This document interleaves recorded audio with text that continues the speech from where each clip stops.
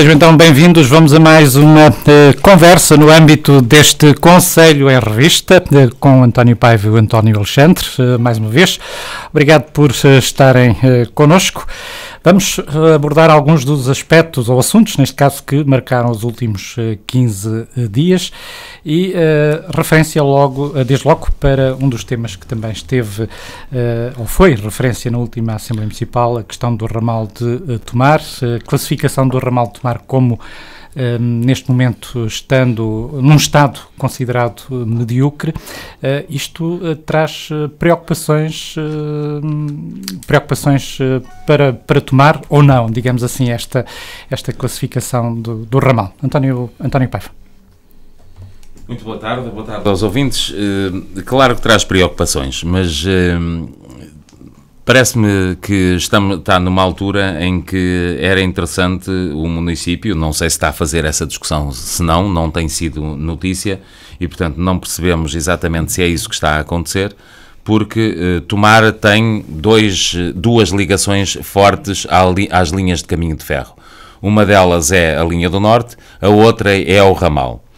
O ramal tem interesse turístico, em primeiro lugar, mas também tem interesse para todos aqueles que utilizam a linha, digamos, o horário principal da manhã e da tarde para sair de Tomar a caminho de Lisboa. E eu vou dizer a caminho de Lisboa porque alguns ficam por o caminho, digamos, trabalham no entroncamento, ou trabalham em Santarém, ou trabalham em Vila Franca, ou trabalham em Lisboa, e há muita gente a sair no comboio das 6 para trabalhar em Lisboa e depois a voltar no das 5 ou no das 7.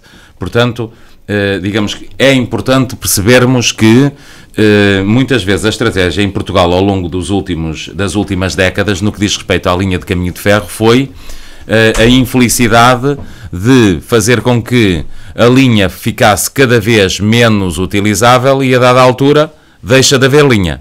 Ora, isto é a última coisa que pode acontecer no que diz respeito ao ramal de Tomar, porque podemos dizer que somos das poucas cidades do interior que têm uma linha de caminho de ferro que vem diretamente até o interior da cidade, e isso não se deve perder de forma nenhuma.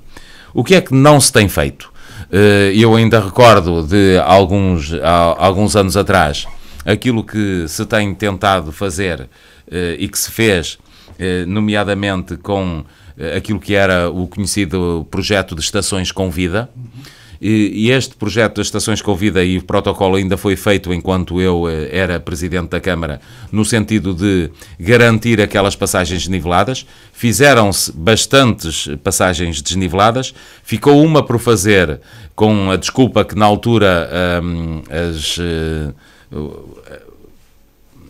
a ACP, não era ACP, era infraestruturas ferroviárias. Hoje é que se chama tudo Infraestruturas de Portugal, creio eu, que é, no fundo, junto à Autónoma de Estradas com as linhas de caminho de ferro.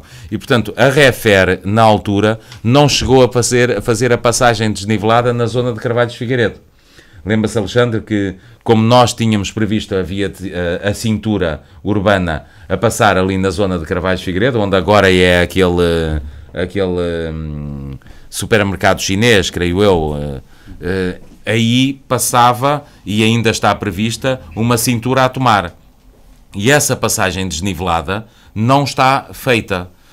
Era importante perceber para quando essa programação, ou seja, nós ainda temos passagem de nível num lugar muito crucial, que é esse ali em Carvalho de Figueiredo, quando mais à frente, naquele que vai para Casal da Rosa, já existe. Ora, aquele que era mais fácil de fazer é exatamente aquele que não está feito, que é na fábrica da resina, digamos, para aqueles que conhecem a fábrica da resina.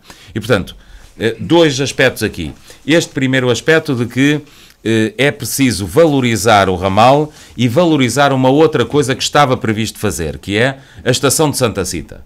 A estação de Santa Cita era para ser, digamos, a ligação com a zona industrial e haver, inclusive, a possibilidade de cargas e descargas na zona industrial. E as mercadorias. As mercadorias, exatamente. Portanto, os comboios de mercadorias virem até ali. Portanto, estes aspectos não podem ser, ainda no último programa de há 15 dias falávamos, que é importante manter a memória ao longo dos vários mandatos para que estas coisas boas não se percam, não é? Portanto, assim como no século passado se conseguiu aquela ligação, depois é manter esta ligação nesta lógica de valorização. O outro aspecto que creio que não deixa de ser tão importante como este do ramal de Tomar é aquilo que se conseguiu. Não se pode perder aquilo que se conseguiu, que é, nós hoje temos um nó na linha do Norte. O nó da linha do Norte, que é o nó de Chão de Maçãs, deve ser valorizado, e aquela ligação à estação que nós temos da linha do Norte, que é, eu continuo a chamar-lhe a Estação de Fátima, parece-me que deve ser valorizado. Portanto, a intervir no Plano Nacional de Investimentos das linhas férreas, são dois aspectos que Tomar deveria, se ainda não fez, deveria fazê-lo, que era garantir uma reunião com o Ministro para que estes aspectos não ficassem esquecidos no plano de investimentos que já todos percebemos que está a ser revisto nesta altura ao nível nacional. E se calhar por isso é que foi levantada a questão na Assembleia Municipal, porque, como sabe, houve um levantamento de todas as linhas ao nível nacional e este aspecto foi aqui remarcado. Ora, quando há um levantamento, geralmente há um plano de investimentos, e é nesse plano de investimentos que eu acho que a Câmara Municipal não pode perder o barco. Neste caso, perdeu o comboio. António Alexandre. Não, o Paiva tocou aqui naquilo que é essencial. A gente não pode esquecer o passado e perspectivando a realidade para ver o futuro. E perder aquilo que tinha, porque a importância do comboio, eu lembro-me em miúdo, o comboio tinha uma importância muito grande, que foi perdendo, mas foi perdendo a nível nacional. Mas Tomar ainda tem isso. Tem comboio e tem linha de ramal de Tomar, porque no país houve linhas muito importantes para o desenvolvimento do interior. Fala-se muito do desenvolvimento do interior e da desertificação do interior, ela também é muito provocada pela falta de condições para as pessoas viverem. E às vezes é de mobilidade. Está bem que as pessoas passaram a ter carro, antes não existia, quase ninguém tinha carro. Eu sou do tempo que ter uma motorizada já era uma coisa do outro mundo. Alguns nem tinham de bicicleta. Eu lembro-me em miúdo, com os meus 16 anos, 17, vivendo nas Curvaceiras, para ir às festas da Linhaceira, ou da Lamarosa, ou vir a Tomar, quem tinha bicicleta às vezes dava uma boleia no quadro da bicicleta ao outro, ou para ir às festas à noite íamos 2 ou 3 numa bicicleta. Portanto, havia um que tinha uma bicicleta e pedalava para os outros 2. Depois começou a haver um que tinha uma motorizada, e depois veio o carro. Eu assisti a esse. Ora, eu percebo que hoje estas novas gerações que nasceram nos últimos 30 anos e que já têm carro porque o papá deu ou porque já ganharam dinheiro para comprar um carro, não percebem o que era não ter carro. Mas continua a ser fundamental em qualquer país coisas como os comboios. Houve um desinvestimento a nível nacional, os vários governos viraram as costas às linhas de caminho de ferro, abandonaram o comboio como meio de transporte de pessoa e de mercadorias. No caso de Tomar, concelhos como Alvaiás, Aracertã, Ferreira do Zé serviam-se muito até para transporte das pessoas, para irem para Lisboa ou para irem para o Algarve. Vinham de caminhoneta até Tomar e apanhavam, havia transbordo, a caminhoneta chegava à hora do comboio e as pessoas saíam da caminhoneta de carreira, entravam no comboio e iam para o outro lado, para o resto, para o Porto, para qualquer lado, através do comboio. Hoje isso perdeu-se um pouco, mas continua a haver necessidade até das mercadorias. As câmaras anteriores, até há bem pouco tempo, e eu tive, pelo menos no primeiro mandato do Engenheiro Paiva, ainda se lutou muito pela Estação de Fátima, que ele aqui recordou, para que não se perdesse a importância da Estação de Fátima, que é uma mais-valia, está no Concelho de Tomar, já não falo de Porto da Laje, mas porque também é difícil defender 2 estações logo ali, uma ao pé da outra, e a de Fátima, já numa das últimas coisas que falámos, o Paiva falou nisso, o facto de termos agora esta via que passa, que liga a Fátima e liga a Alcobaça, liga à Batalha, liga a Nazaré, ela é também, tem ali um serviço, e sobretudo Fátima, acrescentou uma mais-valia à Estação de Fátima, que eu também concordo com ele, para mim continua a ser a Estação de Fátima. E é muito importante para o Concelho de Tomar. E, portanto, também não se podemos perder isso. Mas a Estação de Tomar, o ramal de Tomar, que era a pergunta inicial, ela era fundamental. E houve essa luta sempre da própria autarquia defender a cidade no centro da cidade, como o Paiva dizia bem, porque há poucas cidades têm este privilégio de ter uma estação de caminho de ferro que deixa as pessoas no centro da cidade, houve projetos e por isso houve aquela vontade de urbanizar e rentabilizar os terrenos a próprias infraestruturas ferroviárias, e a Câmara foi nesse sentido também, aprovando os planos para eles poderem construir ou valorizar os terrenos, e a componente das mercadorias. Portanto, a estação de Santa Cita, como o Paiva falava, era uma estação que servia e havia um grande movimento de mercadorias em Tomar, claro, perdeu-se, mas as coisas é consequência também de às vezes não haver transporte. A zona industrial e Tomar poderia ter, era uma mais-valia em termos de mercadorias, se tivesse uma estação de Santa Cita com mercadorias. Depois há aqueles que todos os dias necessitam do comboio para ir trabalhar para Santarém, para entroncamento, para Lisboa, etc. E que são muitos. Basta ver, ainda agora no dia 25 de Abril, passei ali ao pé da estação, estavam lá 4 ou 5 comboios estacionados. 4 ou 5 comboios não eram nada pequenos. Portanto, quer dizer que ainda estrategicamente para a CP, atualmente, a estação de Tomar, o ramal de Tomar, tem importância. Mas também tem uma importância turística. Se falamos que o aumento do turismo, o facto de nós estarmos tão perto de Lisboa, em termos de comboio, o turista, quando compra uma viagem para Portugal, vem para Lisboa, mas se tiver 3 dias ou 4 em Lisboa, se vier um dia ou se vier 2 dias, o ideal é que viesse e passasse cá um dia ou 2 em Tomar, pode vir comodamente de comboio, desce dentro da cidade, serve-se da cidade para ver a história, a cultura, o património da cidade e pode-se ir embora. O turista, mas também as pessoas podem trabalhar, as empresas que se podem fixar, e quando hoje fala em novas empresas, novos empregos, em Tomar, da área tecnológica sobretudo, muita dessa gente pode vir de comboio trabalhar aqui, porque se as pessoas vão tomar trabalhar a Lisboa ou trabalhar a Santarém, também os de lá podem vir cá. Portanto, essa mobilidade de comboio é muito mais fácil do que o carro e é muito mais cómoda, porque a pessoa no comboio vem com outra comodidade. Portanto, essa mais-valia deve ser trabalhada no sentido de fazer-se sentir ao Estado. E agora que há esta reprogramação, este governo agora voltou ao tema linha de caminho de ferro e investimento, e esse estudo aponta a deficiência na qualidade, ela tem que ser posta na mesa e aquilo que o Paiva falou das passagens de nível também são isso. Por qualquer grãozinha de areia que acrescente qualidade, que é o facto de acabar com aquela passagem de nível ao pé da fábrica da resina, que vai da Estrada das Cabeças, é uma mais-valia, são tudo mais-valias. Portanto, a gente não pode deixar de estar a pôr em cima da mesa essas questões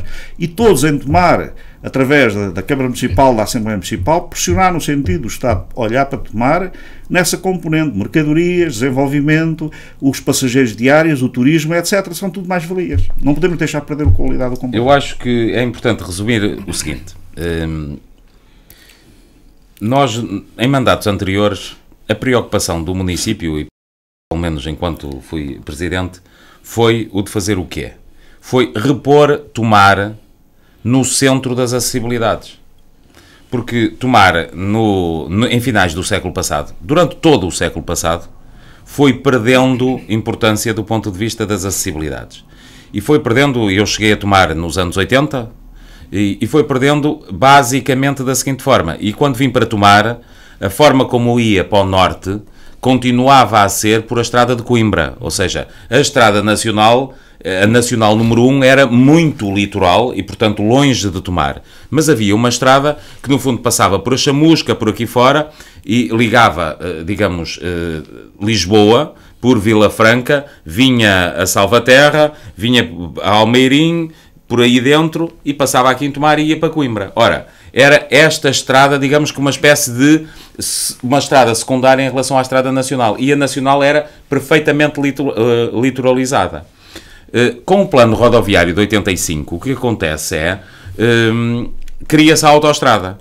E nessa altura a Câmara Municipal de Tomar perdeu o barco. Claramente, temos de admitir, não me lembro bem até quem estaria nessa altura na Câmara Municipal, mas a verdade é que nessa altura deveria ter-se lutado de outra forma por aquilo que era a A1. Ou seja, a A1 é desviada para passar perto de Fátima, aliás, passou em cima de Fátima, que é um dos maiores erros do ponto de vista de planeamento, e muitos anos, aos dias 13 de maio, outubro, etc., a própria autoestrada empancava, e empancava com trânsito por proximidade excessiva daquele nó. Aliás, hoje ainda temos resquícios disso, porque a Câmara de Orém anda há anos a lutar para que o IC9, que é esta estrada que vai daqui, cruza por baixo. Portanto, quem conhece o IC9 e já foi para a Leiria ou para a Batalha pelo IC9, sabe que passa por baixo da A1 e não pode entrar na A1. Ou seja, tem de ir a uma estrada municipal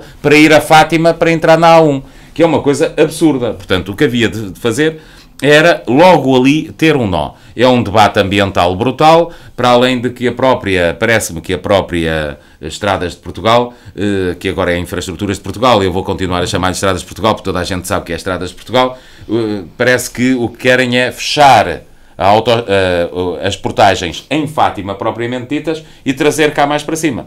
E portanto, tentar corrigir erros do passado. Ora, sabe-se bem que era melhor fazer as coisas bem feitas do que agora corrigi-las. E, portanto, eu contra mim falo, porque quando fizemos a rotunda Alves Redol, depois também fomos corrigi-la, não é? Mas, e reconhecer os erros é importante, mas então corrigi-los. Ora, eu estava a dizer que houve um momento em que foi importante nós concentrarmos-nos nisso. Ou seja, em 85 é cometido esse erro, a autoestrada A1 fica demasiado litoralizada e depois, por incrível que pareça, ainda fazem a A8 ainda mais perto do litoral e, portanto, há duas autoestradas no litoral e faltava claramente esta que todos nós lutamos, que foi a A13, que hoje está construída. E, portanto, nós hoje podemos dizer que Tomar já tem saídas da autoestrada para qualquer lugar. Eu tenho trabalho no Algarve, tenho trabalho em vários lugares do país e hoje saio para uma autoestrada e saio do outro lado da autoestrada. Portanto, podemos dizer que em Tomar deixamos de ter essa dificuldade de acessibilidade. Por outro lado, era importante, e foi também, ainda quando era presidente, que se debateu isso, e aí fomos praticamente ao mesmo tempo que todos os outros, que era garantir que a fibra óptica chegava a Tomar. Ou seja, hoje a maioria das pessoas que vivem na cidade de Tomar ou mesmo em algumas das freguesias, tem fibra óptica. O que é que isto quer dizer? Quer dizer que o computador mais desenvolvido, a tecnologia mais desenvolvida, pode instalar-se aqui ou na zona industrial sem nenhuma dificuldade. Eu recordar-lhe-ia que, por exemplo, há 15 anos atrás, na altura estava com responsabilidades na Câmara, e nós tínhamos, por exemplo, aqueles que comunicavam com o exterior da zona industrial de Tomar tinham de ter as parabólicas, antenas parabólicas, porque estavam em linha com países estrangeiros europeus e caía sistematicamente. Portanto, não havia rede capaz de aguentar, porque hoje sabe que a maioria das indústrias estão em comunicação com o exterior e esta comunicação é online, ou seja, você precisa de estoques que não são feitos na empresa, são feitos fora da empresa e fora do país. E estas ligações eram fundamentais. Portanto, a fibra óptica está em Tomar e hoje podemos dizer que o Instituto Politécnico e as várias instituições principais, aqui a sede da Associação de Municípios, há fibra óptica direitinha até a casa de muitas pessoas já em Tomar. Portanto, desse ponto de vista já está arrumado. Hoje pensa-se muito em quê? Já se fala no controle do automóvel na autoestrada, não é? O tal automóvel que não vai ser conduzido. Ora, já existe uma linha, digamos, fácil de transformar em um automóvel, digamos, estou a brincar com a palavra, mas uma coisa que é fácil de controlar porque tem uma linha fixa, é elétrico e, portanto, não gasta energia, digamos, combustível, no dia em que houver condições para que a eletricidade seja produzida por energias alternativas. Isto quer dizer que a linha de comboio tem todo o futuro. E por isso Portugal e Espanha têm já um projeto no âmbito europeu para dizer nós vamos modernizar as linhas. O que é que isto quer dizer? Quer dizer que um município como o de Tomar não pode dormir, porque tem de pensar assim, ok, então, olha, a nossa linha é uma daquelas que está prejudicada, mas estão aqui 40 mil habitantes e não são só 40 mil, é a Associação de Municípios como um todo que pode servir-se quer do ramal de Tomar, quer da linha a partir do entroncamento. E, portanto, todo este aspecto começa a ser cada vez mais importante numa lógica de mobilidade.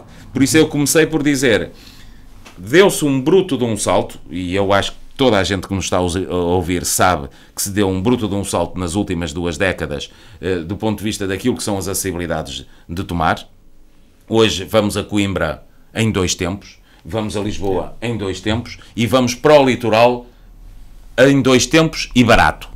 Não é? Porque para o litoral vamos por IC9 e não pagamos portagem. É que para os outros lados temos de pagar portagem, mas pelo menos para o litoral, não é? Não pagamos portagem e temos esta ligação também para o litoral. Ora, isto quer dizer, rodoviária, do ponto de vista rodoviário, estão os problemas de Tomar resolvidos.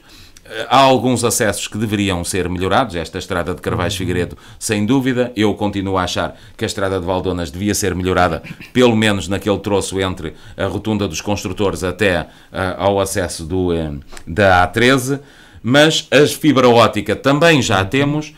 É muita pena se a próxima década não for a de modernização do ramal de Tomar. E isto que o António Alexandre acabou de falar parece-me fundamental, que é não descartar a ligação na zona industrial. Porque nós nunca sabemos o que é o futuro e hoje podemos dizer que muitas das mobílias, dos frangos, daquilo que está a ser fabricado na zona industrial de Tomar pode estar a ir por caminhões e nós sabemos disso. Aliás, até há lá uma transportadora que está lá assediada, mas o futuro vai cada vez mais apontar para transporte coordenado em via elétrica. E, portanto, qual vai ser o papel da ferrovia? E eu diria, isto é um trabalho para o Médio Tejo.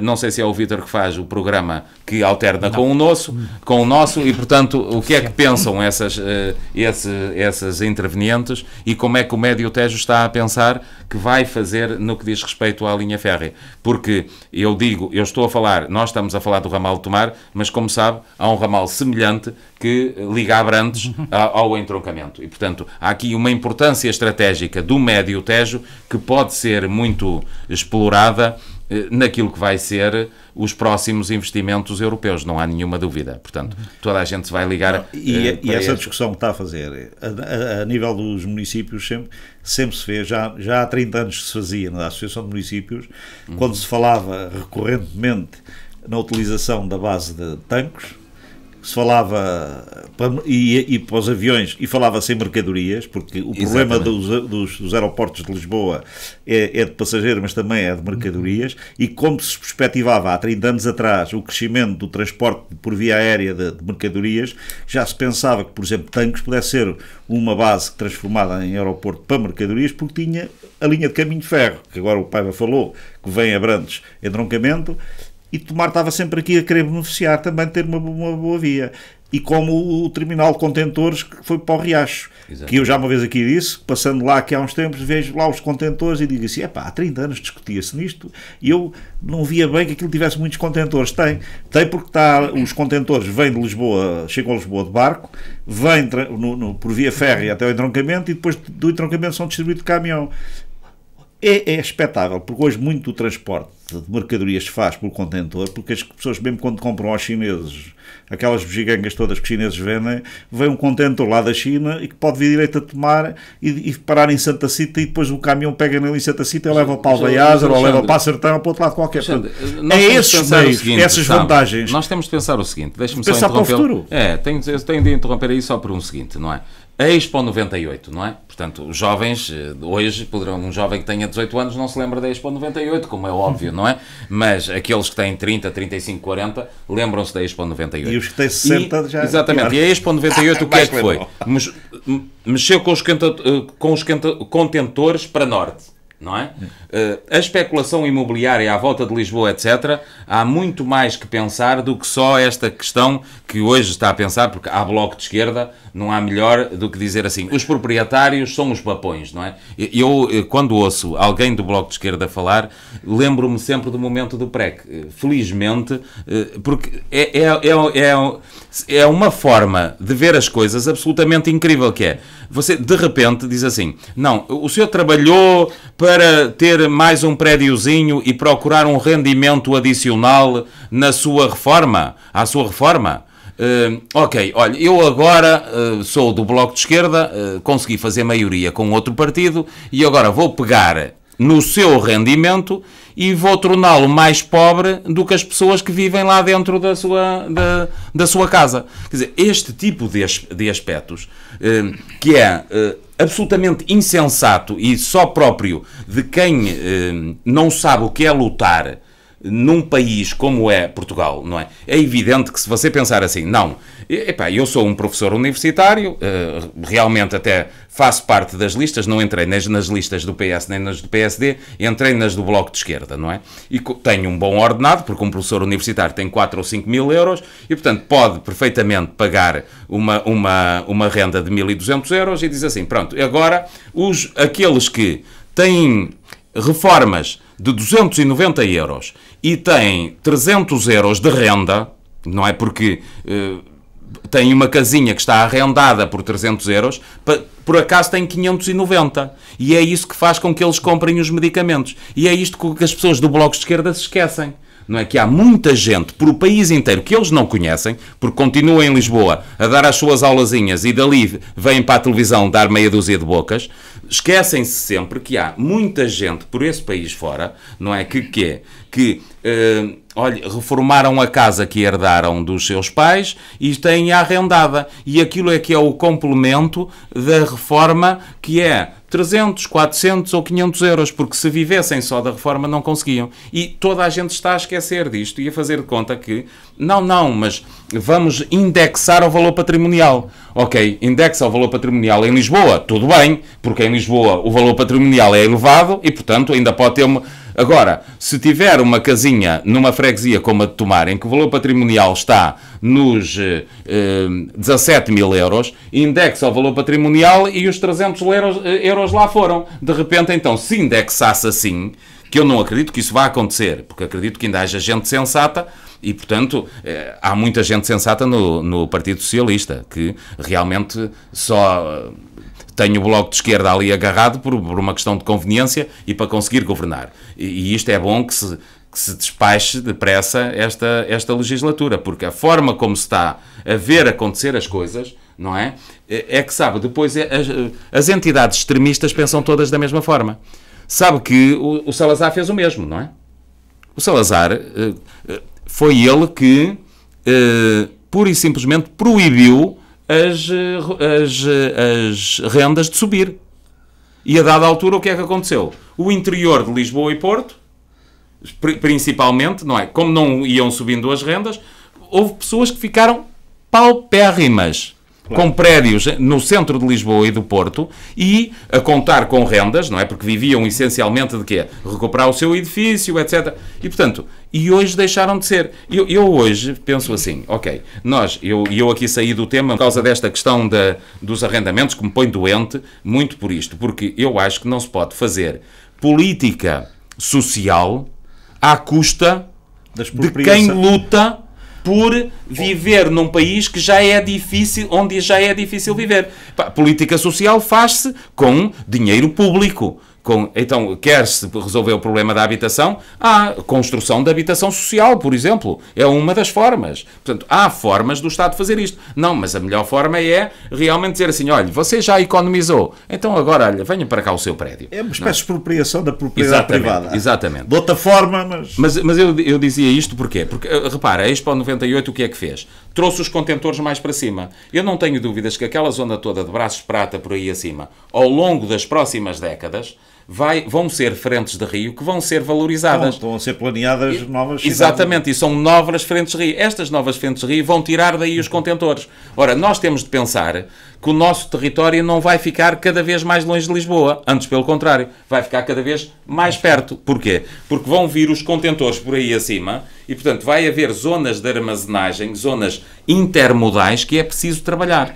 E, portanto, isto para dizer, e aqui nós estamos para falar essencialmente sobre Tomar, ramal de Tomar deve ser uma prioridade da Câmara e se estivesse na Câmara Municipal o que fazia era pedir uma reunião ao Ministério do Planeamento e dizer assim, nós temos uma palavra a dizer aqui e queremos saber o que é que está previsto no plano para este projeto. É que a gente tem que ver que nós tomar, o Paiva disse isso logo quase no princípio, poucas cidades têm uma estação de caminho de ferro.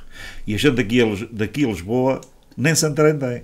Porque Santarém tem a cidade... Eu quando era tropa em Santarém, quando perguntam onde é que você estava em 25 de Abril, eu 25 de Abril já tinha passado, que eu assentei praça em janeiro de 74 e quando se deu 25 de Abril já tinha mudado de quartel para Sacavém.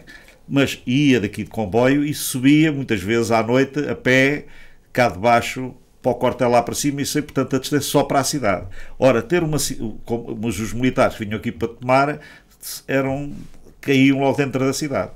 Hoje, com os transportes públicos, com as mobilidades diferentes, com as acessibilidades, com as iluminações à noite e tal, não na Várzea Grande, mas isso lá chegaremos um dia, mas é outro, portanto tem que se aproveitar. Tomar tem uma mais-valia que mais ninguém tem, porque o entroncamento tem a cidade, mas tem problemas com tem o comboio, mas tem problemas com o comboio porque a estação de entroncamento recorrentemente vem na imprensa a falar da falta de condições, e mesmo assim criaram aqueles elevadores e aquelas passagens e tal, aquilo tem ali problemas que nunca foram bem resolvidos, mas ao tempo, quem não se lembra da passagem de nível dentro do entroncamento, eu lembro, não é, que já sou velho. Melhorou. Agora, Tomar tem todas as condições para ter um excelente caminho de ferro, direto a Lisboa, quem diz Lisboa porque é aquilo que a gente mais usa, mas direto ao Porto, porque eu percebo que o comboio, da maneira como está organizado, e não é tão fácil a gente apanhar o comboio de Mar e chegar ali à Lamarosa, antes era mais fácil, e apanhar o comboio para o Porto ou para Coimbra. Agora, estamos muito bem situados e isso é uma mais-valia que Tomar tem. Agora, não pode perder oportunidades de, junto do Governo, fazer pressão, fazer lobby, trabalhar no sentido em que, na planificação dos investimentos, isso aconteça. E, portanto, cabe esse papel de liderança sempre ao município. Muito bem. Deixe-me só... Sim, força. Sabem, o Vítor dirá assim, não, o Engenheiro Paiva podia ter esperado por, no fim, falar então do seu tema, porque o meu tema ia ser esta da reforma, mas como falei agora, não é? Eu tenho de dizer o seguinte, sabe, é que para mim, apetece-me perguntar realmente a um professor do Bloco de Esquerda ou um deputado do Bloco de Esquerda, o que é que acha mais razoável? Um professor que tenha uma reforma de 2.000 euros, não é? Que há muitos, ou o deputado que tenha um ordenado de 4.000, eu pergunto-lhe, o que é mais justo? É cortar nesses 2.000 euros ou nos 4.000 euros e tirar dinheiro daqui para a habitação social, ou tirar na pessoa que tem uma reformazinha de 400 euros e uma renda de 250? Portanto, quer mexer na renda dos 250 a uma pessoa que tem 400 mais 250, portanto tem 650. E ele quer ficar tranquilo com os seus 4.000 euros de deputado ou com os seus 2.000 de reforma de professor. Eu pergunto a uma pessoa do Bloco de Esquerda se efetivamente acha mais justo fazer isto do que estar a condicionar aquilo que foi o trabalho de alguém que ainda fez mais o seguinte, é que para alugar essa casinha de 250 ou 300, ainda teve de a recuperar. E o Alexandre sabe o que fez, por exemplo, na casa do seu pai, ali em Paialvo, não é? O que gasta para pôr em condições de poder arrendar. Portanto, são estes aspectos, sabe, que as pessoas depois esquecem, que é contribuir de duas formas. O Alexandre até tem ali a casa bem arranjada por gosto, ok? Mas há muita gente que diz assim, se eu não conseguir fazer os meus 250 euros ou 300 euros, não vou recuperá-la. E, portanto, as freguesias, depois ficamos todos admirados porque é que as casas estão a cair no centro das freguesias, não é? E é por esta razão. Mas, muito simples. Eu acrescento mais a esses tais exemplos que você está a dizer do Bloco de Esquerda. Eles sabem tanto da vida que não sabem, mesmo para manter o prédio alugado, é preciso fazer investimento constante na manutenção do edifício. Ou é as telhas, ou é a parede, ou é a canalização. E tal. Eu sei, por força da vida, sei isso. Se calhar por isso é que não sou do Bloco de Esquerda. E os impostos? Por força da vida. Eu vejo. Alexandre, por exemplo, eu vou-lhe dizer, eu fiz agora uma conta, eu peço desculpa, eu fiz agora uma conta para um prédio em São Martinho. Fiz as contas, tinha 4 apartamentos e fizemos, em função do valor patrimonial, as rendas condicionadas, ok? Analisámos a questão e pusemos os custos associados, incluindo os 28% de imposto que se tem de pagar, não é? Portanto, condomínio, conservação, isto, aquilo e aquilo outro. chegámos à conclusão de que eram precisos 52 anos para pagar o investimento de recuperação. 52 anos. Portanto, ouça, sem tirar um tostão. Ou seja, era investir agora e 52 anos depois queria recuperar sem investir coisa nenhuma. Quem é que a única pessoa que ganhava era o Estado, que recebia os 28% das rendas. Mas depois, estas ideias peregrinas é pegar num edifício, isso é partir do zero, fazer as continhas e não dá. Agora quem parte de uma casa que tem 20, 30 anos, 40 anos ou 50 anos e pegar na casa e alugá-la por uma renda e por lá, às vezes falo mais, porque é que muitas casas não estão alugadas? Porque não têm rentabilidade. Mas vamos lá ver, disso eu sei. Como tem em Lisboa, sabe? Eles estão a viver aquele mundozinho de Lisboa. Agora, é preciso mantê-la. Recebe-se a renda. O que recebe da renda, seja ela qual for, não dá para pagar os impostos, não dá para fazer a conservação do edifício, porque depois é preciso conservar o edifício. E, portanto, a pessoa que já não tem rendimento, como é que lá põe dinheiro? Portanto, esse é um problema que tem que ser visto, como o Paiva aqui chamou a atenção deste problema, e bem, é um problema grave, de Abreu que está a ser tratado com uma leviandade atroz, e eu na minha vida já vi isso, porque eu assisti ao 25 de Abril, assisti ao 75, porque toda a gente fala no 24, no 1974, esquece-se do 75. Não é? O 75 foi um ano para apagaram eu sei que o apagaram da memória, porque apagaram da memória coletiva que existiu o ano de 1975. Toda a gente fala do 74. 74, o dia da liberdade, o 25 de Abril de 74. Mas ninguém fala do 25 de Abril ou do 1º de Maio de 75. Não, ninguém fala na expropriação das propriedades privadas e na expropriação das empresas, etc. Isso esqueceram da memória coletiva. E é bom lembrar o passado. Eu gosto muito de ver filmes, e sobretudo numa noite destas estive a ver sobre o movimento dos capitães e aquela história toda, agrada muito ver aquilo, mas há uns filmes negros que não passam nas televisões, que são a expropriação que foi feita e que toda a gente quer calar. Aconteceram. Esse erro do passado tem que ser visto agora e não se pode repetir 40 anos depois uma coisa parecida, com outro nome, porque tem que...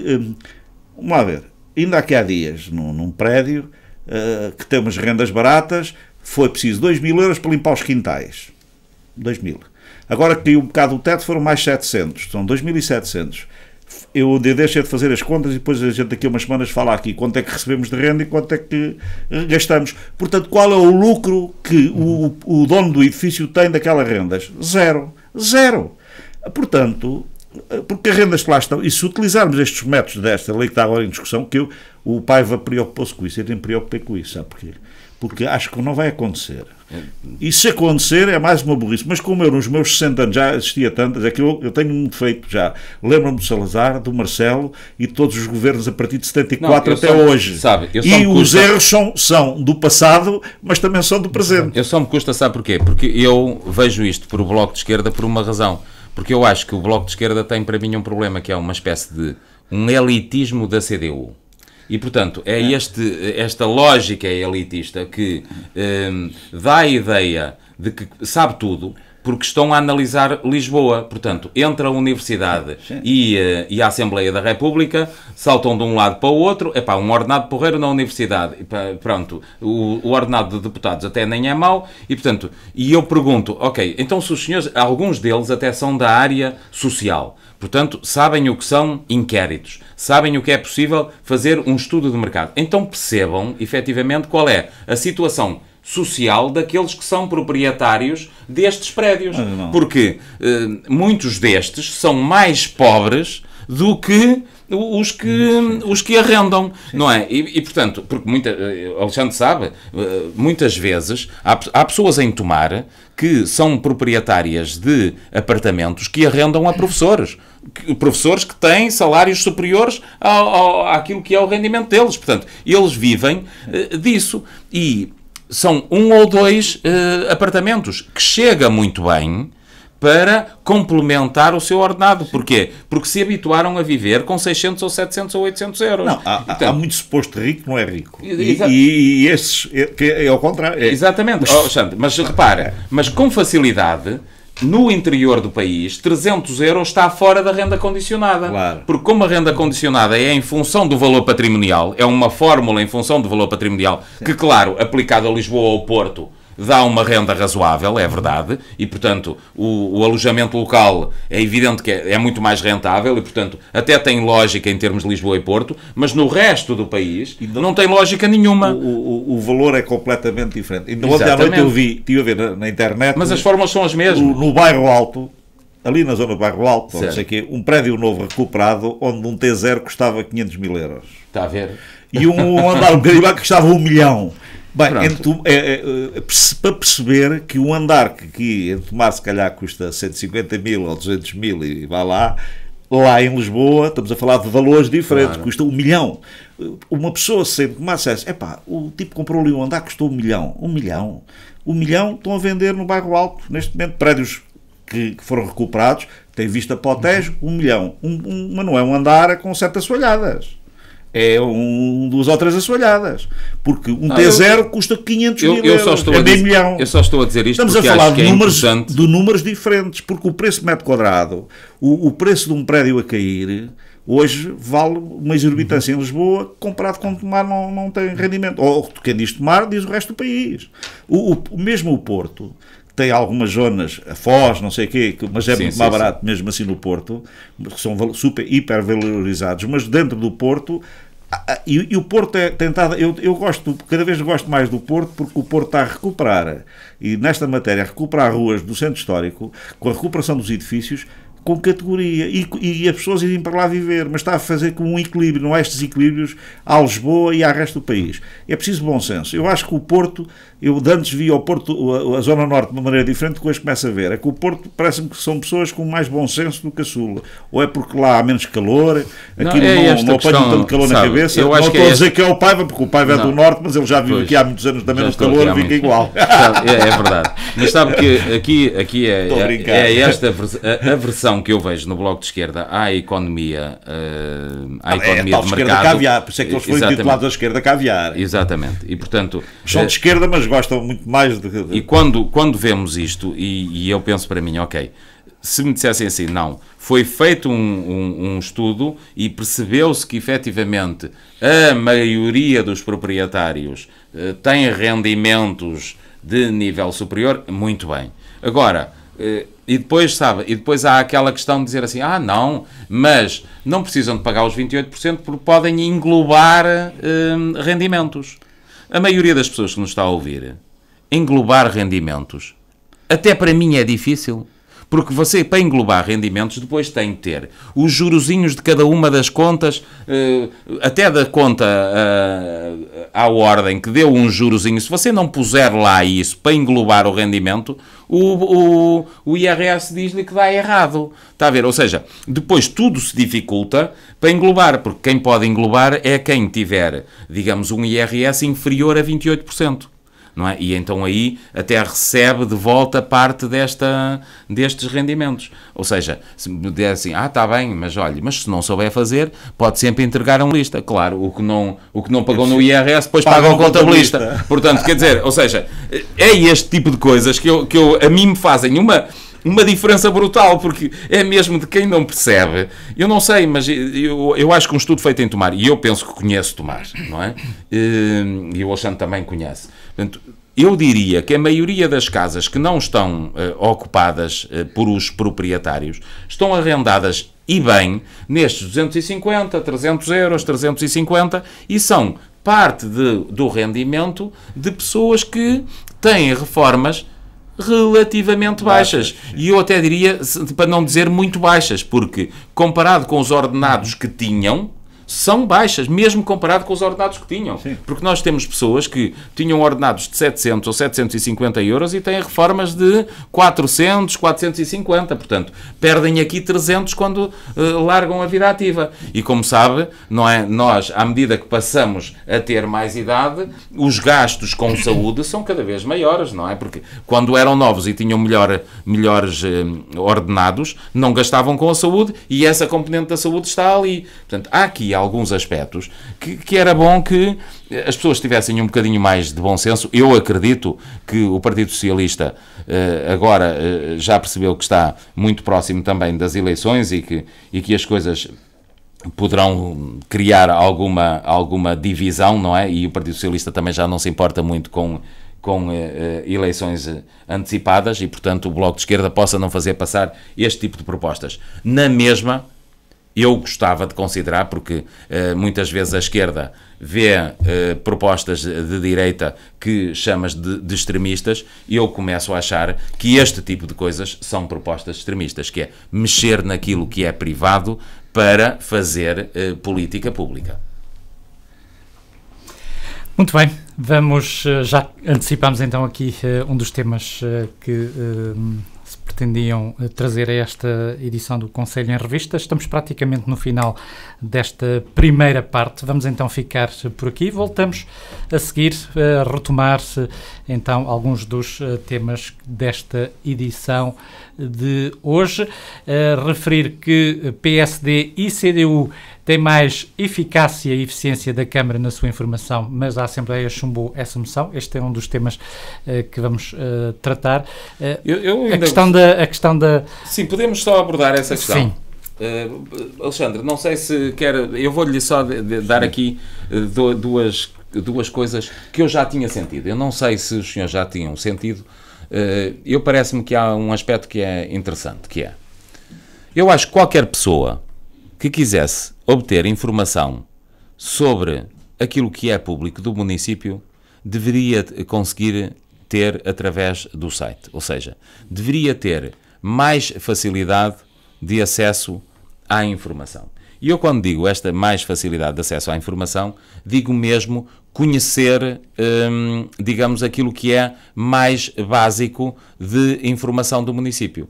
Como sabe, esses inquéritos são feitos nessa base, ou seja, hoje em dia, infelizmente, esses estudos é possível fazer, aí sim é que é possível fazer a partir de Lisboa, que é, ok, eu vou fazer 3 ou 4 perguntas a mim próprio e vou agora correr os 308 municípios e ver se consigo a informação sem ter que estar a bater à porta do A ou do B para obter a informação. Ora, eu quis introduzir o tema com esta palavra de bater à porta do A ou do B, porque infelizmente a maioria daqueles que nos estão a ouvir sabem que para obter qualquer informação na Câmara Municipal de Tomar ainda tem de bater à porta. Ora, quando é que a Câmara já foi muito mais aberta do que isto? E vou-lhe dizer, e a dada altura até fazíamos várias sessões públicas para tornar mais público determinadas coisas. Este aspecto que estávamos a falar aqui, da área da reconversão urbana, daquilo que são as possibilidades que as pessoas têm de fazer candidaturas, etc., hoje em dia faz muito menos do que se fazia no passado. E eu isso também ainda não percebi porquê. Está a ver? Ou seja, tenho pena que a moção tenha chumbado. Mas, mesmo tendo chumbado por razões políticas, eu, se fosse executivo, pensava 2 vezes e tentava obter canais que permitissem informar melhor as pessoas. E eu digo isto já para não me referir ao primeiro mandato, porque durante grande parte do primeiro mandato havia pelo menos um chefe de gabinete que achava que estava a fazer a informação toda do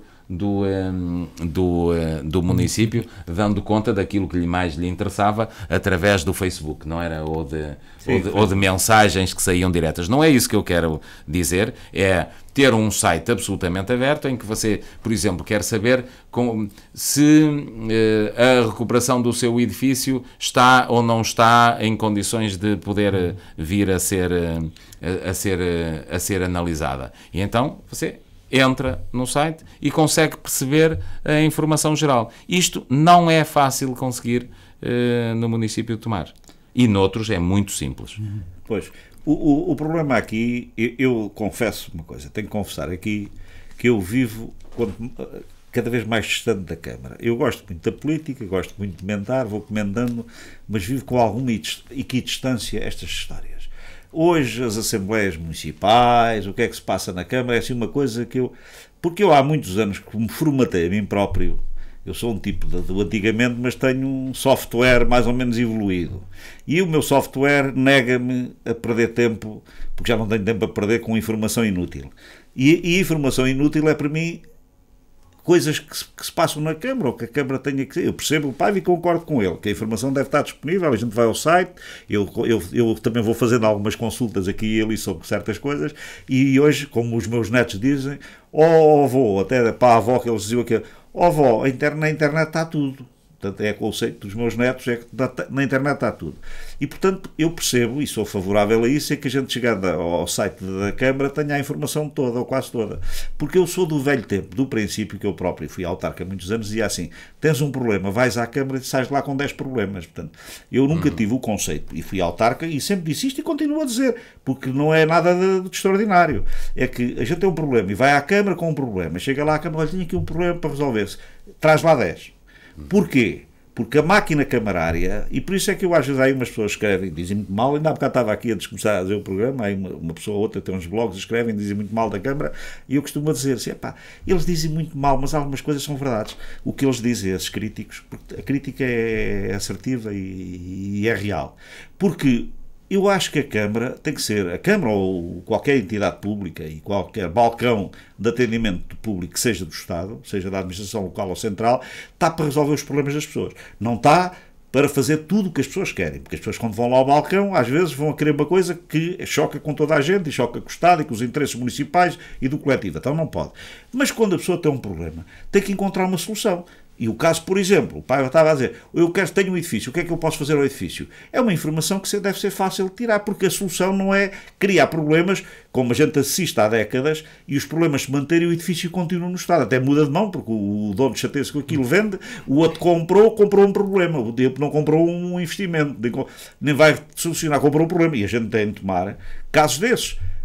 Quer dizer, claro que a gente diz assim, pois, mas de antes, há 30 anos, o Alexandre quando esteve na Câmara, o Paiva quando esteve na Câmara, é assim, mas há tanta coisa a evoluir que isso também tem que evoluir. A gente não pode ficar sempre a culpar o passado. E temos de dar saltos em frente, tal como na saúde, hoje trata-se de doenças que há 20 ou 30 anos não se tratavam, também os males que a Câmara tinha há 20, 30 anos ou há 10 anos tem que deixar de ser. A sociedade de informação está aí. Se qualquer dia os automóveis andam sozinhos, também não é dizer que o licenciamento municipal ande sozinho, mas que haja facilidade de acesso à informação para as pessoas saberem o que é que fazer. Eu diria o seguinte... Essa transparência é inevitável. Exatamente. E eu até posso dizer... Claro, e eu quero aqui dizer uma coisa, não é? E eu, quando falamos em transparência, não estamos a falar em nada mais que não seja o acesso à informação. Sim. E é este acesso à informação que me parece, eu vou lhe dizer, no passado, quando discutíamos isso, tínhamos muito menos instrumentos de acesso à informação que existem hoje. Nem havia internet. Não, claro. Sim. E quando começou a haver, eu lembro-me de uma coisa, lembro-me de uma discussão muito forte que tinha a ver com o seguinte. Eu até diria que o site da Câmara Municipal para técnicos até está bom, ou seja, é possível obter a informação técnica. Sim, deu-se um salto. Exatamente, ou seja, para quem tecnicamente conhece bem o sistema de informação geográfica, etc., portanto, entra por ali e vai. O que eu digo é, não estou a falar para técnicos, eu estou a falar para o cidadão em geral. E o cidadão em geral é que havia de obter a informação com mais facilidade. Como é que eu resumia isto? Um gabinete de comunicação.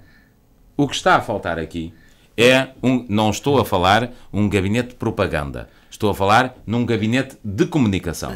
Portanto, preocupado em quê? Um gabinete de facilitação. Facilitação, não é de comunicação, facilitação. Vamos, por exemplo... aqui neste caso, facilitar a informação. Exatamente. Vamos, por exemplo, pensar na Várzea Grande. Ok? O projeto da Várzea Grande. Olha, nós vamos discutir um aqui no fim, que era o tal que teve para visto do Tribunal de Contas. Ok? A partir do momento em que o processo passou a ser público, foi adjudicado a fulano tal. Portanto, esta informação deveria estar de acesso a si, Vítor, ou a qualquer jornalista, portanto, o percurso deste processo. E isto até evitava desabafos como teve o Presidente da Junta. Sim. Porquê? Porque muita gente diz assim, ok, mas afinal adjudicou-se ou não? Porque depois o Presidente da Junta pode ficar muito chateado com isto. Mas eu pergunto-me, se vivesse naquela rua, não é? E lhe tivesse sido prometido praticamente um ano antes, porque eu ouvi na rádio o vereador a dizer, ainda vamos conseguir este ano, antes das eleições, fazer este trabalho, não é? Entretanto foram as eleições, já passou o tempo que passou desde as eleições. Portanto, a pessoa poderá dizer assim, não me digas que aquilo foi uma promessa eleitoral. Qual era a forma de evitar isto? A forma de evitar isto é, adjudicações são públicas, seleção do candidato é público, todo o procedimento até é público. É evidente. Depois, gostaria muito, e eu sei porque é que não se faz esta informação, porque, claro, se o Gabinete de Informação tiver toda a liberdade, diz assim, olha, realmente o processo foi tão mal feito, que o Tribunal de Contas teve de fazer 30 perguntas e tivemos de responder a 40. Não é? É evidente. Aí estamos a dar sinal de que o processo foi mal organizado logo de início. E depois é evidente que depois os críticos, como eu, perguntarão, então foi apressar o processo muito depressa para as eleições e depois teve problemas no Tribunal de Contas e demorou muito tempo a sair do Tribunal de Contas. Então o desabafo também já não faz tanto sentido. Se calhar o desabafo devia ser para dentro. E não para fora. Já vamos retomar então este tema mais adiante. Vamos sair nesta primeira parte. Voltamos já a seguir. Estamos de volta então para esta segunda parte do Conselho em Revista de hoje. Ainda alguns temas para abordarmos nesta edição, nomeadamente a Feira de Santaria. Foi dito também no decorrer desta Assembleia Municipal pela Presidente de Câmara que já há um lugar escolhido, mas também não foi divulgado. A Presidente recusou-se a divulgar portanto, o local escolhido para a realização da feira. No entanto, a ERTE, entretanto, pôs os pés ao caminho, digamos assim, e tudo aponta que será o mercado municipal.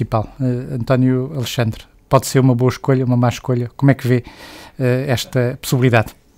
Às vezes há coisas que eu não tenho, ao fim de 30 anos de andar a discutir o mesmo, já não tenho ideias para mais, porque quer dizer, eu acho que a Feira Santaria foi sucessivamente adiada soluções de futuro, porque é a diferença entre, por exemplo, Viseu, que tem a maior feira do país, já da era medieval, e que a mantém atualizadíssima e moderníssima dentro de Viseu. Quer dizer, criou infraestruturas, criou espaços, desenvolveu-se para isso. Em Tomar andamos sempre com a feira no mesmo sítio, sempre a dizer que a feira tem que ser ali, e durante os meus 60 e tal anos já vi feira, já vi o circo montado na Várzea Grande, já vi o circo montado no Flecheiro, já vi o circo agora montado cá em cima ao pé do Modelo. Mas durante muitos anos a Feira de Santaria era o circo na Várzea Grande e os corrocéis e a feira toda ali.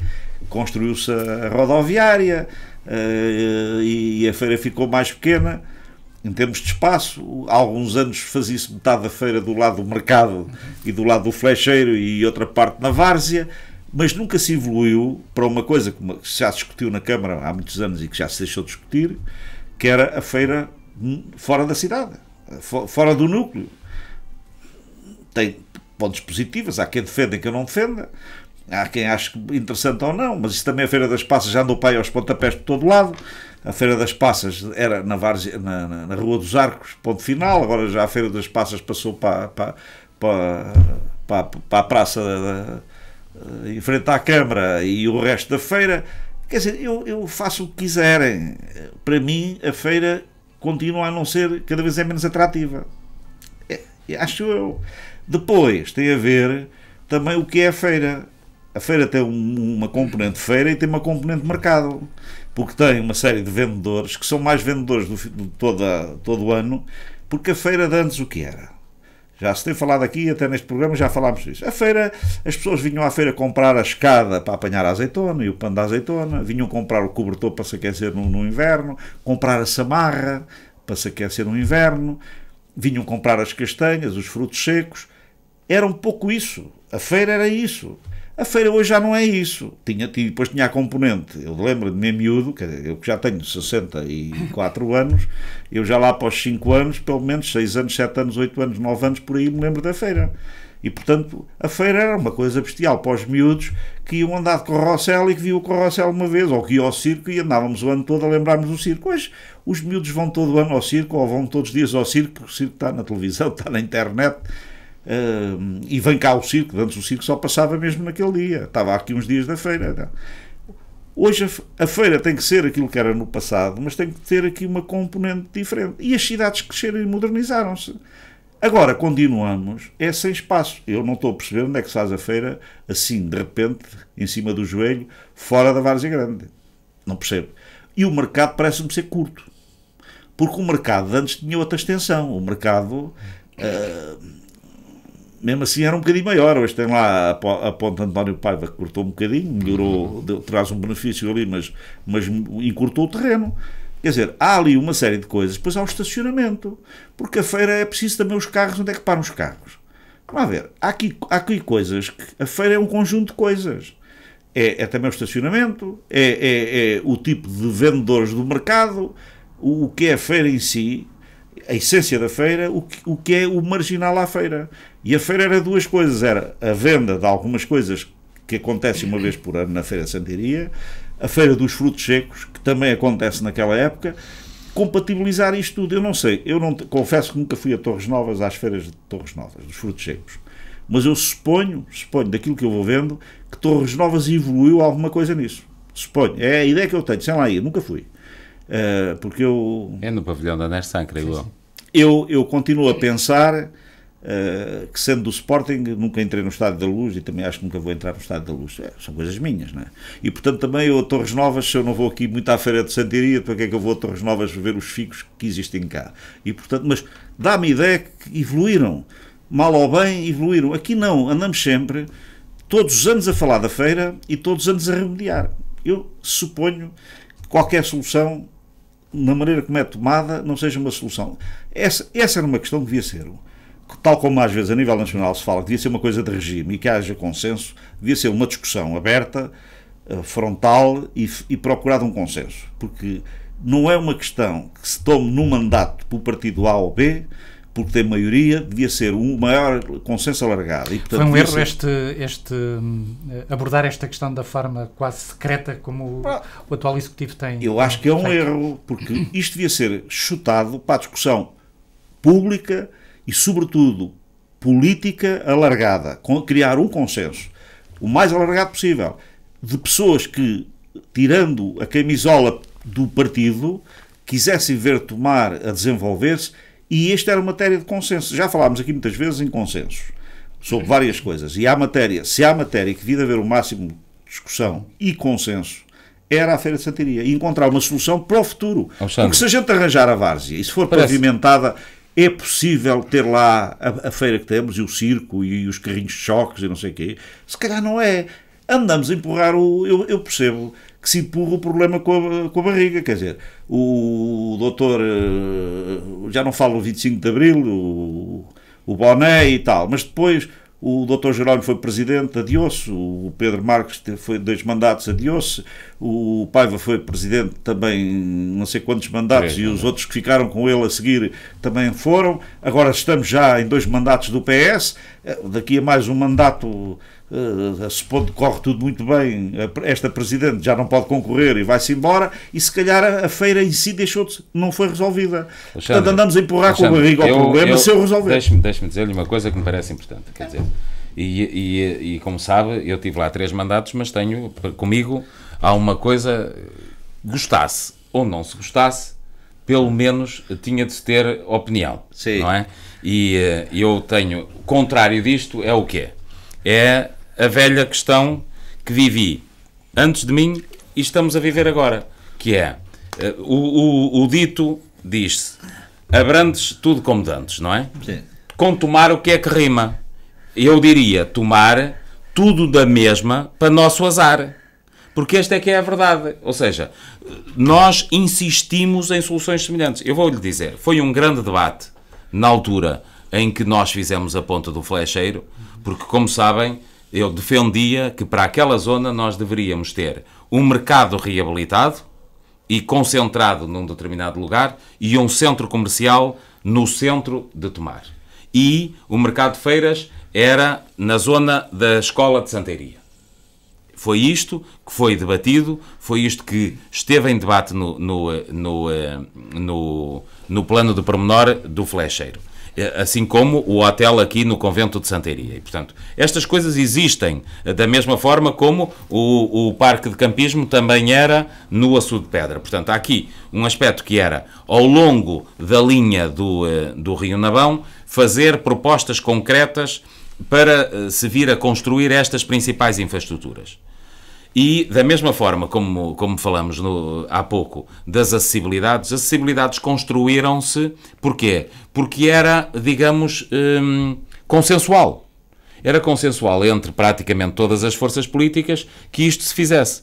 Eu, para já, tenho muita pena que no meu tempo não tenha sido consensual o realojamento das famílias ciganas, porque os projetos estavam feitos, havia todas as condições para realojar as pessoas e mal eu saí, ainda sem haver alteração até de força política, o assunto foi ficando e aquilo que já estava praticamente resolvido continua por se resolver mais de uma década depois. Ora, o que acontece hoje é o seguinte. No que diz respeito à Feira de Santaria, o Alexandre tem razão, não é? A nossa feira tem perdido sistematicamente contra outras feiras, digamos, as chamadas feiras de outono, não é? Porque há muitos municípios que fazem as feiras de outono. Esta tradição é interessante ouvir o Alexandre muitas vezes e eu gosto de ouvir por isso mesmo, porque o Alexandre nasceu em Tomar, viveu a Feira de Santaria no seu auge, não é? Portanto, quando efetivamente tudo aquilo que era comprar as coisas associadas à agricultura fazia sentido. Hoje, se calhar, as pessoas vão à agriloja ou vão aqui ou acolá, etc. E já tem isso mais à mão. No entanto, ainda há muita coisa interessante que se faz naquela altura da Feira de Santaria. E, portanto, ter um espaço de feiras é mau que não se tenha. E eu quando digo isto com uma certa pena. Porquê? Porque você passa por muitos dos municípios do continente e dos Açores, e chega à conclusão, do continente, Madeira e Açores, e chega à conclusão que há um grande espaço que é o espaço de feiras. E esse espaço de feiras tem sido visto com uma determinada lógica.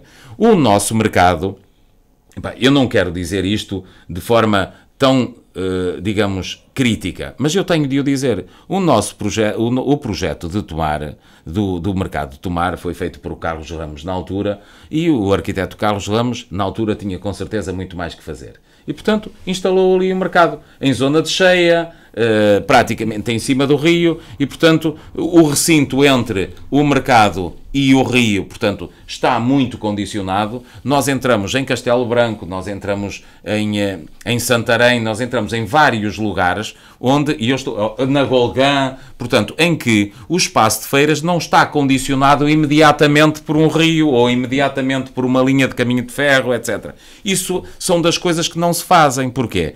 Porque é evidente que as feiras, muitas vezes há uma feira pequena, como nós temos a nossa feira de sexta-feira, que cabe muito bem ali, mas depois há iniciativas anuais ou até, digamos, periódicas que se têm de fazer. Eu costumo muito ver esta barraca que se montou ali no mercado. No Mochão. A barraca que se montou no Mochão ali por causa deste encontro das pessoas de religião e moral, ou dos professores ou dos alunos de religião e moral, etc. Eu costumo muito por uma razão, porque eu acho que o Mochão não é para montar uma barraca.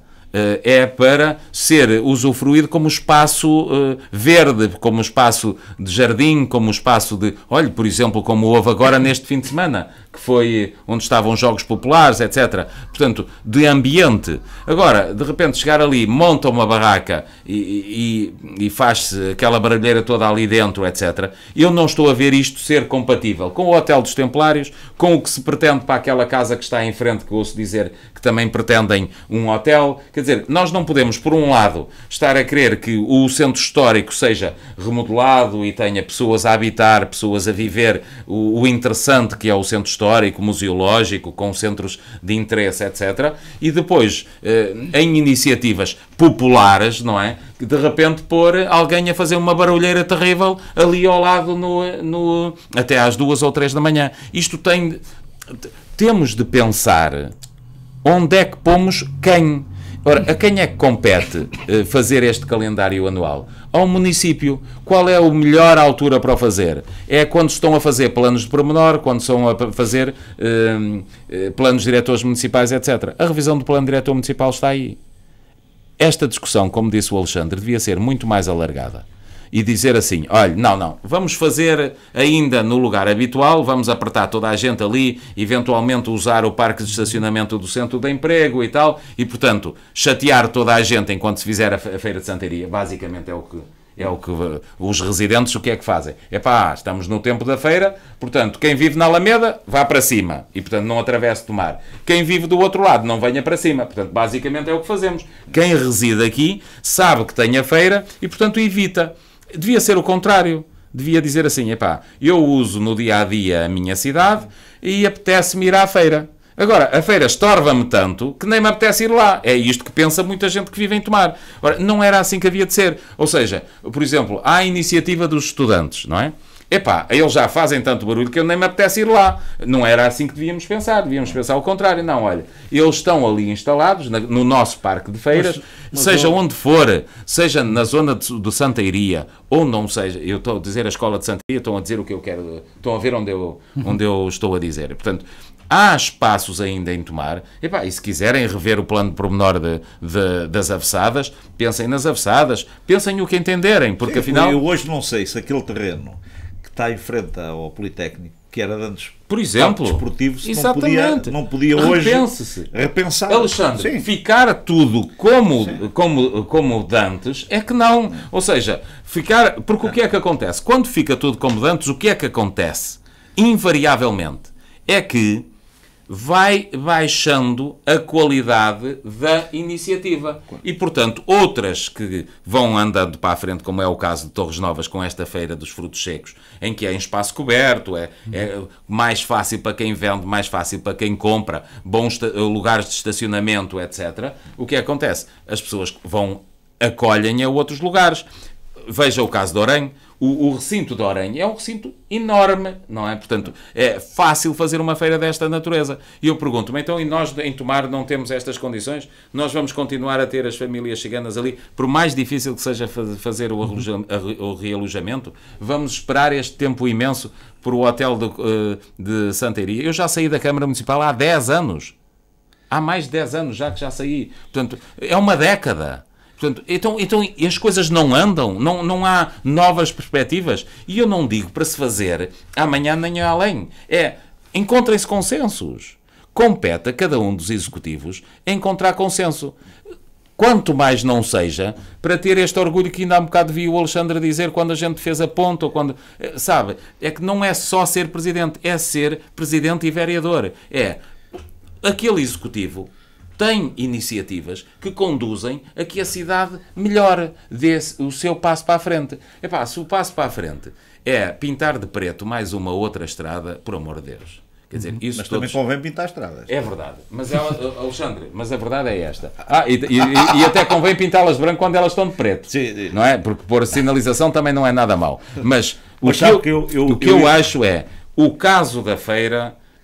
é tempo demais de volta do mesmo assunto. Sabe que é interessante?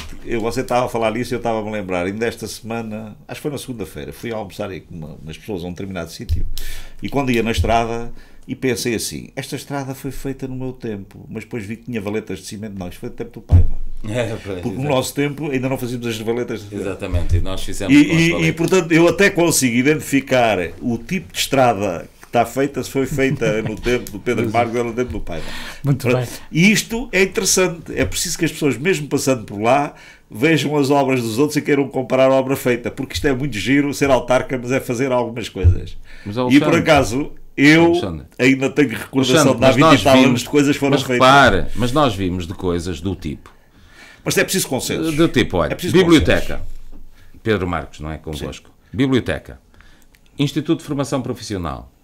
Instituto Politécnico, piscinas municipais, pavilhões municipais, as infraestruturas das estradas. Sim. Portanto, repara, eu pergunto-me, Parque de Feiras precisava de um consenso, sim, é verdade. E, portanto, houve na altura uma discordância completa, e eu lembro-me que o Rosa Dias, por exemplo, tem uma opinião completamente diferente da minha. Acha que aquele mercado, assim como está, tradicional, etc., que deve ser mantido. Mas depois eu vejo uma chapa de... Sim, aquele telhado é espetacular.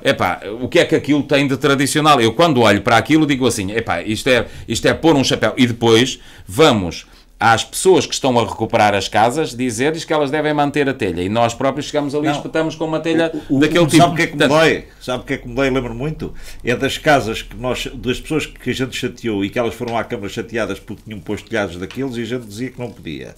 Lembro-me muitas vezes de uma reunião da Câmara Municipal de Marte, no tempo em que o Paiva era presidente, a reunião pública na Junceira, onde foi lá uma pessoa, que eu agora não vou dizer aqui o nome, mas eu sei quem foi, muito bem. E ele tinha um projeto para uma vivenda construída na cidade e que a Câmara não queria chumbar porque era a primeira vez que se fazia dentro da cidade uma casa tipo Algarve. Okay. E não, e depois acabámos por aprovar nessa reunião, o Paiva era presidente. Hoje eu vejo as construídas dentro da cidade, várias, e até nas aldeias, onde se via de manter uma certa tradição de arquitetura, e hoje estão todas construídas por aí, metidas nas aldeias. Portanto, estragou-se o que era a arquitetura da zona porque se permitiu isso. E nós, naquela altura, numa urbanização, andámos a assistir muito tempo o desgraçado do dono da vivenda, tinha a vivenda construída porque o arquiteto lhe tinha feito ali um processo. Eu olho para e foi mercado, a primeira. Se nós tivéssemos dito que não, e se ele tinha deitado hoje, estavam construídas 20 e eles diziam assim, aqueles malandros não me aprovaram aquilo. Há coisas que devem de evoluir, mas não tanto. Eu hoje vejo, em termos de arquitetura, isso da telha do mercado é uma coisa que me choca. Precisamente o que o Paiva disse. Choca-me ver um telhado no meio da cidade com uma telha que não é adequada ali, que nós, Câmara Municipal, durante muitos anos e vários mandatos, não deixávamos fazer aos particulares. E depois a Câmara dá um mau exemplo. Um exemplo. Mas repara, sabe, foi... Isto não é uma crítica, é uma constatação de um facto. Não, foi um remendo. E eu diria, ok... Porque ali só há uma de duas coisas. Ou, efetivamente, se considera que aquilo é uma peça de arquitetura e então tem de se manter a traça original, sim, e pronto, e fazia-se tudo para se manter a traça original, mesmo estando em leite cheia, etc. E, portanto, tinha de se ver o que é que se fazia com o plano pormenor.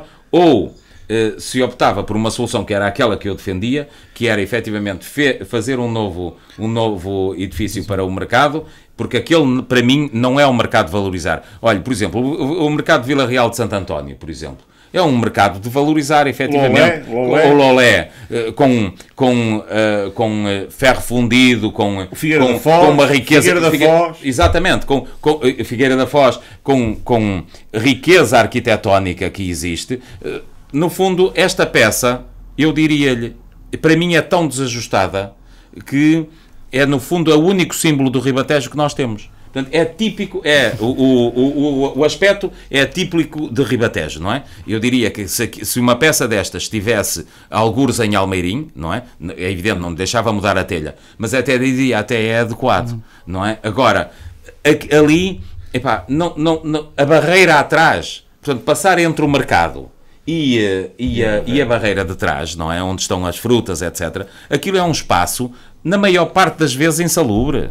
Portanto, ou seja, há uma série de condições ali que deveriam ser reanalisadas, não é? E nós tínhamos logo a condicionante da sede da EDP, há aqui uma série de coisas. Eu estou a referir-me a tudo isto, e as pessoas estão a ouvir e dirão assim, pá, estamos a falar de coisas muito soltas, mas não tão soltas, porque tudo isto foi estudado numa lógica de quê? De preencher o espaço urbano da cidade com atividade.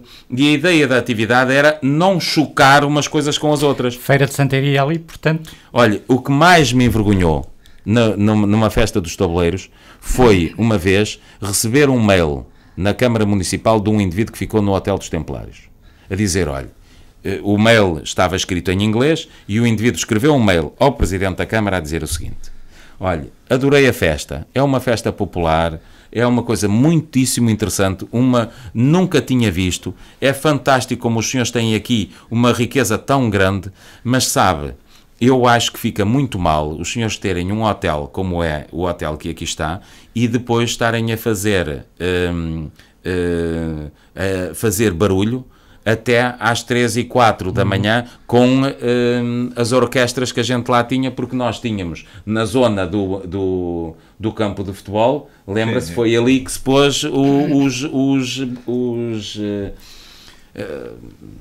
espetáculos. E, portanto, os espetáculos, é evidente, você ia com os espetáculos até às 3h04 da manhã, onde, nas barbas do Hotel dos Templários, quando estava a tentar dar uma imagem daquilo que é o mais tradicional da festa dos tabuleiros e depois espetava ali com os espetáculos. Portanto, eu lembro-me de ler aquele mail e pensar assim, realmente nós temos de pensar de uma forma muito mais coerente com aquilo que pretendemos. Ora, nós pretendemos o mercado dos jovens, é verdade. Então temos de tentar localizar em condições deles não poderem chocar com as visitas que nós também queremos daqueles que vêm apreciar o património de Tomar. Eu acho que esta história da feira, que era o que o Melena estava agora a querer perguntar, era... Eu acho que devia de haver consenso. E devia-se trabalhar num consenso para arranjar uma solução. Mas, Alexandre, porquê é que estou a dizer a feira? Repare-me, estou a dizer a feira por uma razão, porque nós temos de pensar o que é que a feira faz. O Alexandre, a dada altura, falou na venda da agricultura, mas hoje o que é que nós temos? Temos os espetáculos da Feira de Santeiria, temos os carrosséis, não é, da Feira de Santeiria, e temos então os vários vendedores, não é, que é no fundo um mercado mais alargado, e depois temos os frutos secos, que muitas vezes até anda separado disto. Ora, temos a produção de ruído associada aos espetáculos, não é? Não podemos esquecer isto. Portanto, temos de ter um bom recinto para isto. Temos de ter a tal zona de estacionamento que permita que aqueles que vêm à feira possam estacionar e deslocar-se com facilidade. Logo aqui começam os problemas de fazer no centro da cidade. Logo aqui. Depois, quer fazer os frutos secos, que as pessoas que vendem os frutos secos querem estar perto daqueles das roupas, etc., porque querem que as pessoas passem de um lado e no outro. Resultado, vai fechar ruas. Quando começa a fechar ruas, começa o drama. Portanto, onde é que está o recinto? Ora, é a pergunta onde está o recinto com estas características que eu acho que, pelo menos no âmbito da revisão do Plano Diretor Municipal, se devia pensar. E associado à cidade. E não é ali o mercado. Podem-me dizer, eu uso o parque de estacionamento de cima, podem fazer o que quiserem. Até podem usar como é que chama aquilo que era para fazer o tal museu agora não me vem o nome, que está por trás dos bombeiros, que continua sem se fazer. O Fórum Romano. O Fórum Romano, não é? Até na zona do Fórum Romano podem dizer que enchem aquilo de areia para pôr mais de 3 ou 4 carros. Quer dizer, são coisas que... Pronto, é como digo, deixar tudo na mesma, acho é tudo para nosso azar. Deixar tudo na mesma é tudo para nosso azar. Vamos fechar com o tema das obras de Palhavã, já aqui referimos ao de leve na primeira parte do programa. Veio o visto do Tribunal de Contas finalmente. Só me preocupa uma coisa, sabe? Eu não sei se é a mesma do Alexandre, eu só me preocupa uma coisa, que é, depois de todos os problemas que tiveram com o visto do Tribunal de Contas, é evidente que foram só jurídicos, ou perguntas e respostas e tal. Não teve a ver com uma coisa que eu espero que esteja resolvida, que é, passa ali a conduta que liga a elevatória da EPAL, que vem por aí acima, a caminho do principal abastecimento da cidade de Tomar, que está na Churumela. E passa exatamente ali. Espero que isso esteja resolvido, porque se não estiver resolvido isso com a EPAL, ainda vai haver a maior prorrogação, que é transformar aquela tubagem que é em fibra, transformá-la em ferro fundido, ou porque eu não acredito que vá resistir às obras que têm de fazer, porque tanto quanto sei, posso estar enganado, tanto quanto sei, vão-se fazer os esgotos também, não é? É o que... A intervenção é total. É total. E, portanto, ao ser total, está ali a principal conduta que eu penso, imagino que possa ter já sido pensada em projetos. Espero que esteja, não digo que não está, acredito que esteja, não é? Mas lá está. Se houvesse essa transparência e essa facilidade, já hoje sabíamos o que é que estava a ser previsto e se esta conduta estava a ser revista. Se esta conduta não tiver a ser revista, ou a EPAL é muito diligente e é fácil de se resolver, ou ainda vamos ter a obra vai dar mais trabalho do que esta espera. Eu suponho que isso esteja conversado, até porque ouvi já há muito tempo, ouvi dizer que havia conversas com a EPAL sobre isso e, portanto, a EPAL deve ter posto o problema. Eu não queria andar naquela obra, porque já vi obras daquelas, aquilo vai ser uma chatice. E vai haver problemas e tal. Mas pronto, mas é interessante que se faça. As obras dão sempre chatice e depois são boas, é depois de acabar que tem o benefício da obra em si. É uma obra importante para aquela gente, e importante, sobretudo por acrescentar valor àquela gente, com o saneamento, etc., e a estrada, que eu até costumo lá passar muito. Mas é uma estrada que eu usava muito, agora está tanto buraco que já não uso. Mas Alexandre, eu vou-lhe dizer, do ponto de vista do saneamento, as pessoas estão interessadas por uma razão, porque querem na pavimentada. Sim. Porque do ponto de vista do saneamento não resolve o problema de muita gente. Resolve o problema de uma pequena percentagem das pessoas ali. Porque a forma... Agora a EPAL vai ser complicado. Exatamente. A questão da EPAL... parece-me que é bom que esteja salvaguardado e se estiver muito bem, é a única ressalva que tem. Quanto à frase do Sr. Presidente da Junta, eu acho que não sei como é que ele se pronunciou na Assembleia Municipal no que diz respeito à transparência do site, mas eu tenho a certeza que ele não teria sofrido tanto se a informação do Departamento de Obras fosse mais clara e transparente para as pessoas e dando conta de como é que estava a decorrer o processo de adjudicação. E não custa, porque sabe, quando se pega no site da Câmara Municipal, o site está técnico, sabe? E basta olhar, por exemplo, para os parques de estacionamento. Vai aqui ao tema parques de estacionamento ou transportes urbanos e nos transportes urbanos tem uma planta onde estão os parques de estacionamento. Vai ao património ou ao turismo e não estão os parques de estacionamento. Ou seja, está numa lógica mais técnica e depois diz quanto é que paga por hora ou deixa de pagar por hora. Eu percebo. É para estar a informação do ponto de vista técnico, para cumprir aquilo que é a legislação. O problema não é amigável, ou seja, um indivíduo que está interessado no turismo, não é? Vem aqui e diz assim, ok, turismo, património. Eu gostava de chegar ali e dizer assim, onde é que estão os parques onde eu posso estacionar, não é? Centro histórico, chego aqui e abro centro histórico, ok, centro histórico, praças, janelas, e depois vêm as praças e tal, porquê? Porque foi feito por os técnicos do turismo, não é? E portanto, diz-me como é a praça, as janelas, etc. E agora, outros locais de interesse, também diz, museus, também diz, património, pronto, parque de estacionamento, para o centro histórico, uma coisa logo aqui, onde é que estaciono? Não era, quer dizer, ou um mapa, para imprimir o mapa. Chegar aqui, tal, eu chegava aqui, centro histórico, tinha aqui uma coisinha ao lado que dizia imprimir o mapa. Já não nos aconteceu, quando visitam uma cidade, vão ao site da Câmara, imprimem o mapa, escusam de ir ao posto de turismo, chega a uma hora que o posto de turismo está fechado e tal, ou vai para um hotel, se for aqui para o Hotel dos Templários ou para um hotel, há alguns hotéis que têm os mapas, é verdade, há outros que têm uma fotocópia. Você imprime o seu. Portanto, há aqui uma série de coisas que, olhando para este site, se dirá, ok, pronto, o site foi revisto agora no último mandato e tal. Foi revisto, mas do ponto de vista do conteúdo ficou praticamente como estava no passado. Eu soube a questão do Presidente da Junta, só tenho a dizer, isto é a parte sempre desagradável, quem foi autarca, como o pai veio eu, que de vez em quando sentimos...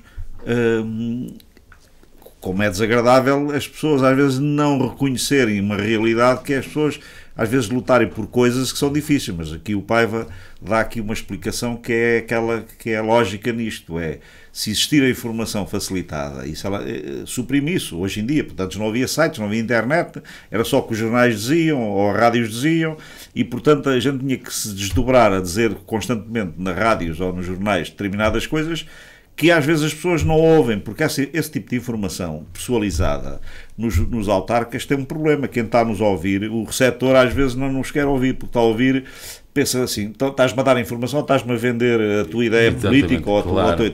E portanto há aqui um problema, enquanto o site ou a internet é mais limpo, porque as pessoas veem e se virem lá a tal realidade, como o pai estava, está lá o mapa, está lá a informação a dizer que o processo está a andar assim. A pessoa absorve essa informação de uma maneira diferente porque não a está a ver como uma coisa pessoalizada. E, portanto, é sempre desagradável. Isso é a parte negra e a parte difícil de um autarca, que é às vezes ter lutado tanto. Eu acredito que o Presidente da Junta se sinta incomodado, mas ele tem que se habituar, já é Presidente da Junta há tanto tempo, para esta parte. Muitas vezes a pessoa se esfola-se para resolver um problema às pessoas e quando consegue sente-se aliviada porque conseguiu resolver o problema. Só que as pessoas às vezes não percebem, porque a informação que têm é deficiente e não percebem esse esforço. Isso tem que ser explicado de uma maneira, ou então temos que esquecer e temos que deitar foguetes depois de ver a obra feita. E neste caso é preciso ver a obra feita, porque aquilo ainda vai dar as dores de cabeça para a obra vão começar quando a obra começar. Mas aí as pessoas já um dia destes, mais... o que é que vai acontecer? Por causa de palhavada, haver um dia que eu e o Paiva e todos vivemos na cidade, não tomamos banho de manhã porque não há água na cidade. E depois a gente lá diz, pronto, está bem, mas é para uma coisa boa, o Palhavã vai ter esgotos e vai ter estrada e tal. Mas isto é a parte negra da coisa, quer dizer, isto, ser autarca e ter o benefício que há bocado aqui o Paiva dizia que às vezes temos depois o benefício durante anos a gente se lembrar que conseguimos fazer isto e aquilo, porque a gente tem a particularidade, todos os que já passaram por isto, de esquecer o quanto amarga às vezes foi tanta coisa, para se conseguir ter aquelas coisas que sabem bem. Isto é o quente e frio, como aquela sobremesa, é o quente e frio, tem aquela parte que é saborosa e depois tem a outra que é menos boa. Olha, eu estou aqui no Departamento de Obras Municipais, estava a tentar ver se conseguia encontrar informação sobre isso, diz-me onde é que é o departamento, etc, etc, e portanto, enquanto o Alexandre ia falando, eu não consegui perceber se efetivamente estava ou não estava, não é? Sim. Portanto, é este tipo de aspectos que eu acho que era interessantíssimo. Pronto, está a decorrer a obra está nestas condições, o que é que vai ser a obra? Não era interessante que houvesse já hoje uma informação sobre o que vai ser a obra? A informação principal é: o Presidente da Junta lamenta ter sofrido muito até hoje. Não acho que seja notícia suficiente. O Presidente da Junta obteve a informação e anunciou que é este o trabalho que se vai executar. Até para que as pessoas que estão residentes, não é, saibam o que se vai fazer. E eu fazia questão, e sofria com isso, porque nestes arranjos exteriores que fizemos todos por todo lado, não é? Eu primeiro que conseguisse que os serviços me tivessem o panfleto pronto antes das obras começarem, para as pessoas saberem o que é que se ia fazer, era uma dor de cabeça. Era uma dor de cabeça, porque não se conseguia... Repara, e era um simples panfleto que conseguisse mostrar às pessoas, porque muitas vezes é o residente que não sabe o que é que se vai fazer lá. E depois ficamos muito admirados, porquê? Porque ele começa a ver o lancil, e começa a ver que o lancil fica mais alto que o acesso à entrada dele, e depois começa a reclamar, e depois quem é o pobre que ouve a primeira reclamação? O senhor Presidente da Junta de Freguesia. Qual é o segundo a ouvir? É o Presidente da Câmara. É sempre assim. Muito bem. É sempre assim, seja eu qual for. E eu acho que neste caso somos os últimos a ter culpa. Já foi com os passados, eu às vezes... Temos de terminar. Eu, para terminar, eu antes dizia uma coisa para o Paiva assim: eu passei metade do meu tempo a empurrar no rabo dos técnicos para andar. O Paiva não me dava razão. O Paiva deixou de ser presidente e me disse: assim conversam os dois, o Alexandre realmente se calhar tinha alguma razão nisso. É que um tipo realmente, porque depois a distância das coisas, quando o tipo está no meio do... Isto é como estar a jogar à bola, quando o tipo está lá no meio do campo a jogar à bola é uma coisa. Depois quando for ver o vídeo no fim diz: realmente eu podia ter jogado para ali.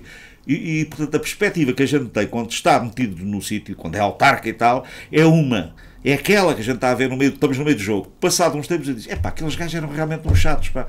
Não é só dizer mal deles, porque eu até me dou bem com alguns e tenho o privilégio de alguns que já conheço há 30 anos e com quem trabalhei, continuar a dar-me com eles e almoçarmos, jantarmos e gostar de estar com alguns dos técnicos que estiveram na Câmara. E ainda no dia 24 dizia-se: eu nunca mais volto, já não penso em voltar nunca à Câmara, mas se voltasse, alguns que eram diretores de departamento continuariam comigo a ser diretores de departamento. Muito bem. Mas às vezes tinha que se andar a empurrar no rabo deles. Muito bem, ficamos então por aqui. Já vamos adiantados em termos de hora. Mais uma vez, muito obrigado. Até de hoje a 15 dias. Obrigado, até de hoje a 15.